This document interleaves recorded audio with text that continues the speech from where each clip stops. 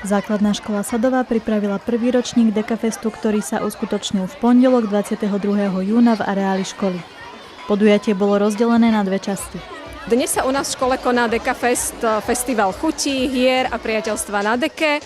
Dopoludnie patrilo našim žiakom, ktorí si užili školský piknik, plný aktivít, hier, dobrej nálady.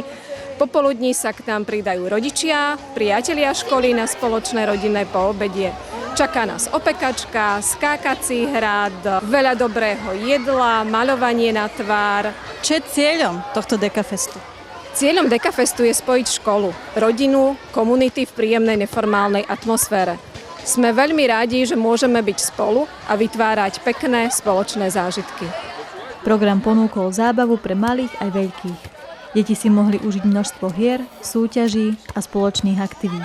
Dneska sa mi tu najviac páči, že tu je veľa detí, veľa je tu zábavy, hrajú nám tady pesničky a cítim sa tu proste dobre, pretože si môžeme tady hrať, čo chceme. Aj si dnes niečo pripravil na Dekafest?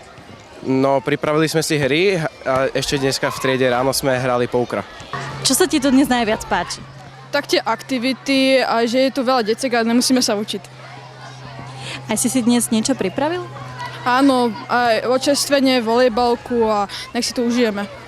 Dnes nás čaká kúľňa dojde a budú tu hrady skákacie a to je asi tak všetko. A na čo sa z toho najviac tešíš? Asi na kúľňu sa napapám. Ja sa dosť teším na kúpalisko, my ideme v piatok, možno, že aj pondelok ideme na kúpalisko a to je asi tak, na čo sa najviac teším. Dekafest vytvoril priestor na spoločné stretnutie detí, rodičov aj pedagógov.